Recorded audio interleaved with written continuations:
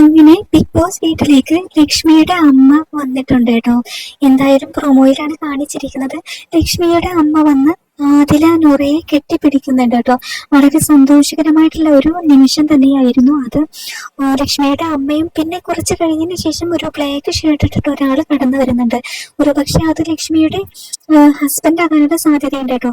പിന്നെ ഒനീൽ സാബു അവരുടെയൊക്കെ പേരൻസ് എത്തിയിട്ടുണ്ട്. എന്തായാലും ഫാമിലി വീക്കിൽ ഒരുവിധം എല്ലാവരുടെയും പേരൻസ് ഒക്കെ എത്തിക്കഴിഞ്ഞ് തുടങ്ങിയിരിക്കുകയാണ്. ഒനീൽ സാബു ഒക്കെ വളരെ സന്തോഷത്തോടു കൂടെയാണ് കേട്ടോ ഫാമിലിയെ വരവേൽക്കാൻ പോകുന്നത്. ലക്ഷ്മിയുടെ ഫാമിലി വന്ന സമയത്താണ് ലക്ഷ്മിയുടെ അമ്മ ആദിലയും നൂറയെയും കെട്ടിപ്പിടിച്ചത് കേട്ടോ.